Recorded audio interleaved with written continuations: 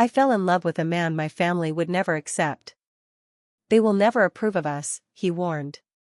I swore I would fight for us, until the night my mother found out and whispered, "You are breaking generations of tradition." My heart ached as my love begged, "Come with me, let's start a new life." But just as I packed my bags, I discovered a letter from my grandmother. And the secret it held changed everything. I never thought I'd be sharing this, but here goes. I'm a 28-year-old woman from Binondo, Manila. For those unfamiliar, Binondo is the world's oldest Chinatown, a bustling district where Filipino and Chinese cultures intertwine. My family is deeply rooted here, running a chain of traditional medicine shops that have been in our family for generations. Being the eldest daughter in a Filipino-Chinese family comes with its set of expectations. Marrying within our community isn't just preferred, it's expected. Then I met Daniel.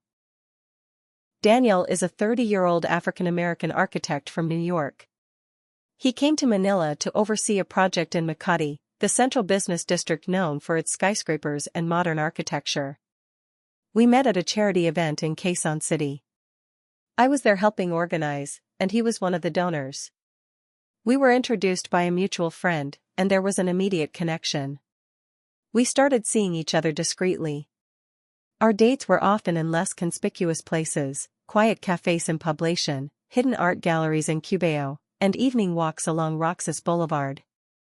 Every moment with him felt liberating, like I was discovering parts of myself I didn't know existed. One evening, while watching the sunset from a rooftop bar in Bonifacio Global City, Daniel turned to me with a serious expression. "They will never approve of us," he said softly. I squeezed his hand. "I swore I would fight for us," I replied, determination in my voice. But reality has a way of catching up. My mother found a photo of us on my phone. That night, she confronted me in our kitchen. "You are breaking generations of tradition," she whispered, tears streaming down her face. The weight of her words was crushing.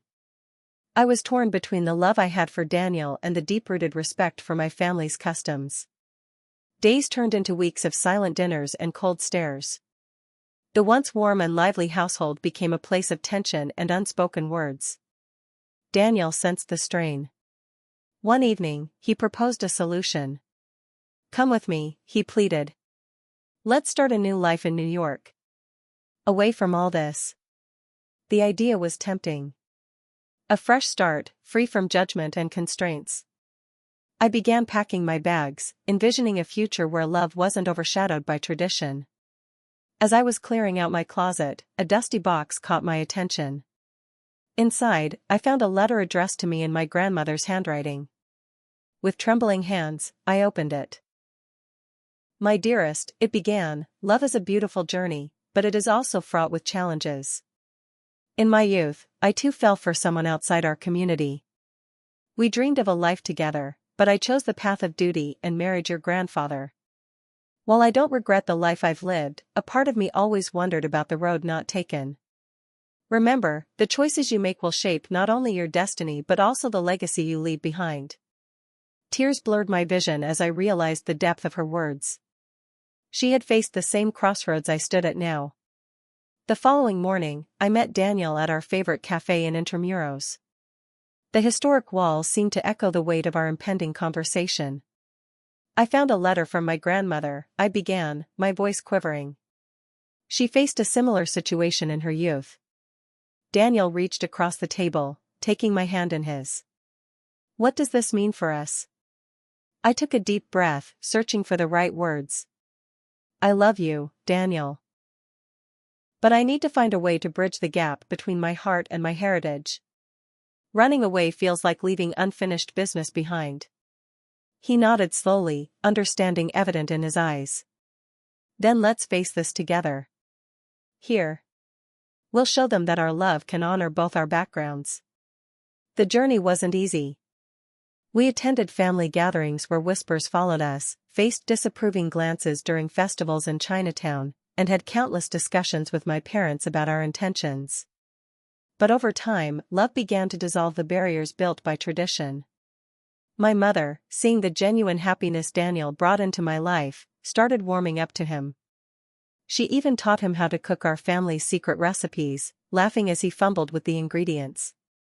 My father took longer to come around. But one evening, as Daniel and I walked into the family shop hand in hand, he looked up from his ledger and gave a small nod of acknowledgement. Our love story became a testament to the fact that while traditions are the threads that weave our identities, love has the power to create new patterns, blending the old with the new. I thought things were finally turning a corner. Daniel had started coming around the house more. My mom would still give him long looks, like she was searching for something in his eyes, but she wasn't cold anymore. She asked questions, laughed at his jokes, even invited him to join us for New Year's dinner. My dad stayed quiet most of the time, which was his way of accepting things without saying the words. But then something happened that changed everything again. It started with a phone call. I was at work, in the back office of one of our shops. My cousin Aileen called, whispering like she didn't want anyone to hear her. "Have you seen the post?" she asked. "What post?" She sent me a screenshot. It was from one of those private community Facebook groups where people gossip and share local updates. Someone had uploaded a photo of Daniel and me walking through Divisoria, holding hands. The caption said something like, "This is what happens when daughters forget where they come from." Shameful. There were already over 300 comments. Most were anonymous accounts, but the things they said, it felt like knives. Words like disgrace, embarrassment, traitor. People I grew up with, neighbors, old classmates, even distant relatives, had something to say. Some of them tagged my parents. I didn't even finish my shift. I rushed home, heart pounding. My mother was sitting in the living room. The photo was on her tablet. She didn't say anything when I walked in. She just handed it to me. "This is what they think of us now," she said. "Of our family. Of you." "I didn't do anything wrong," I said quietly.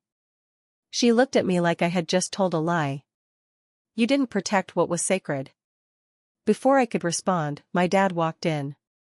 His eyes were red. Not from crying, but from anger. And disappointment. That was the first time he raised his voice at me. "You brought shame to your ancestors," he said. "Do you think love is more important than respect?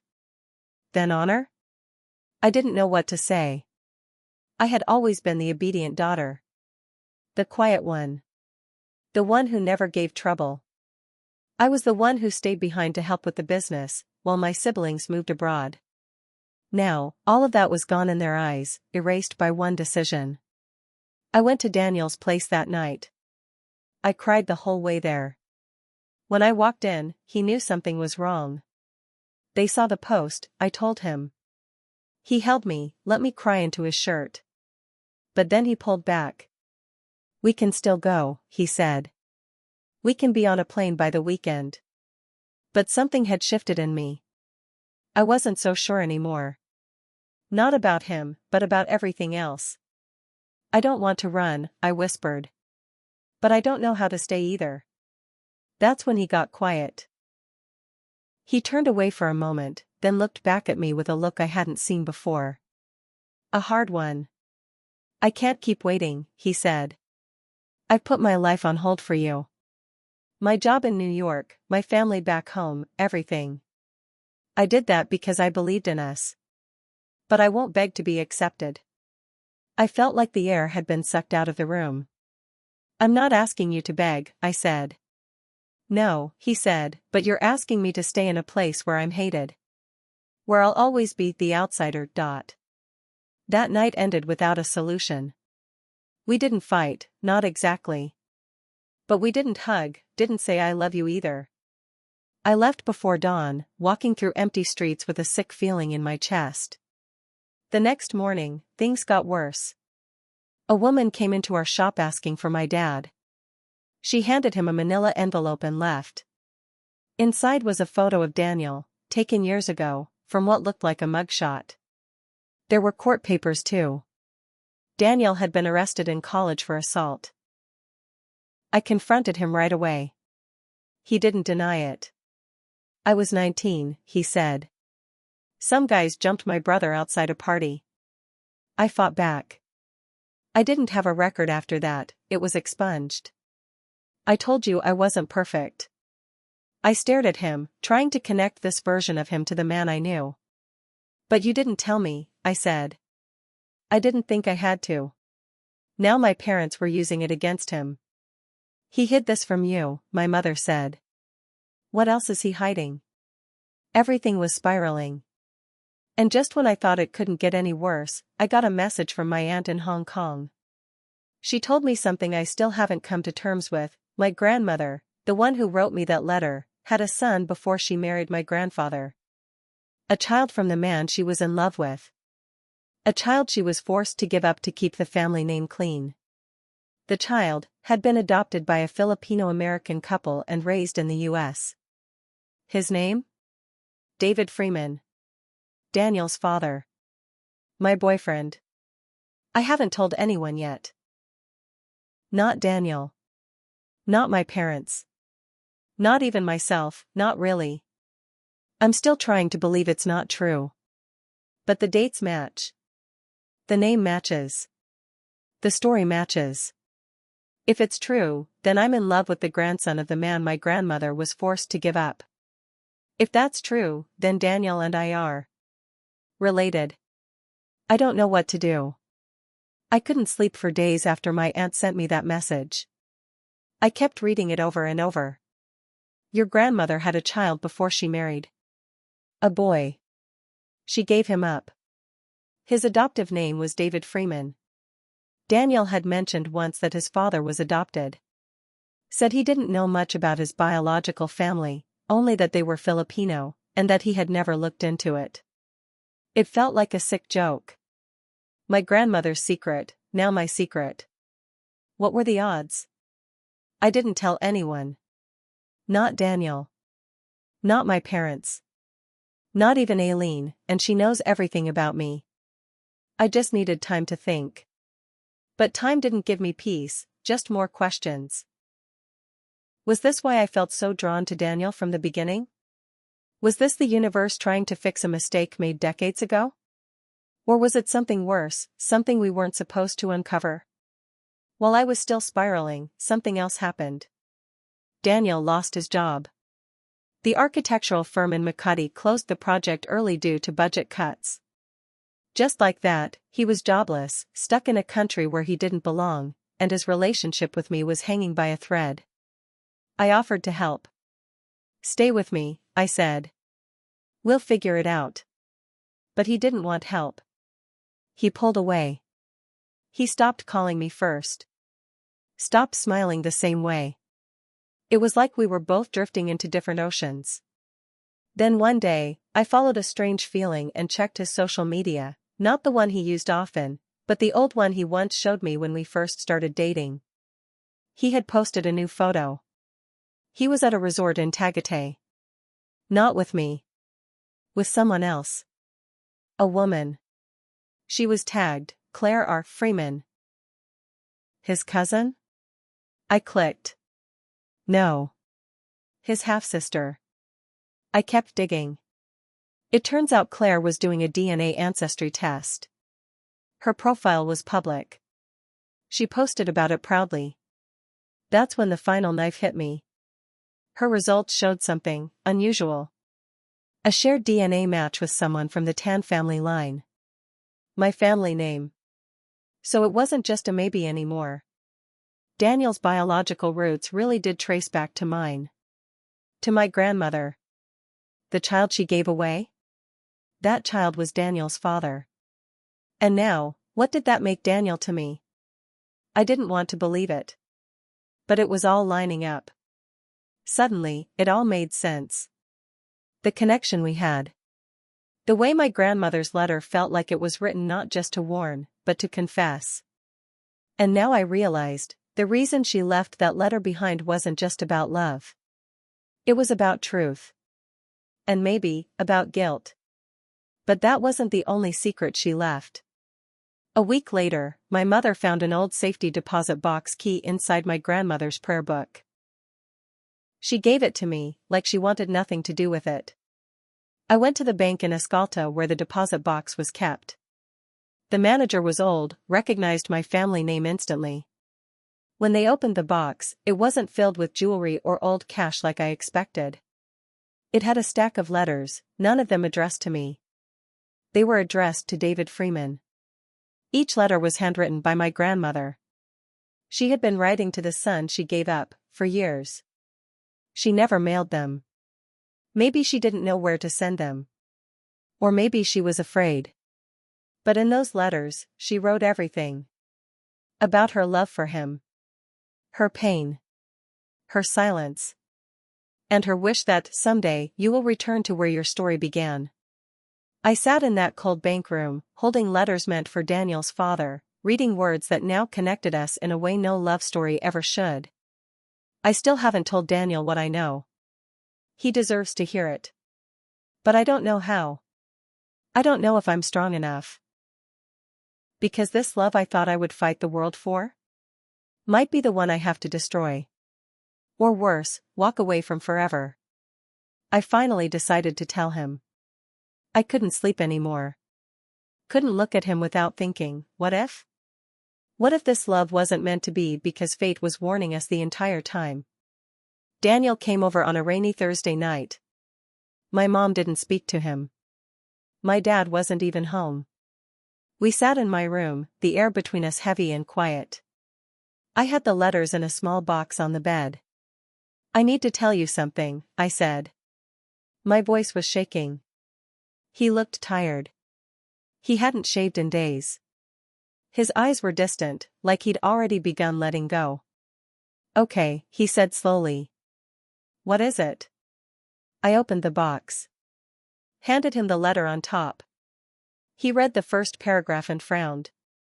Then his hands began to tremble. He looked up at me.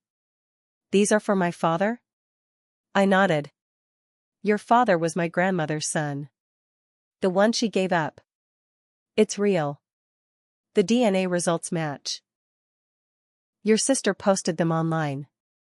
His hands dropped the letter. He stared at me like he didn't recognize me anymore. So what are you saying? He whispered. We're related? By blood, yes. Technically. You're I don't even know what.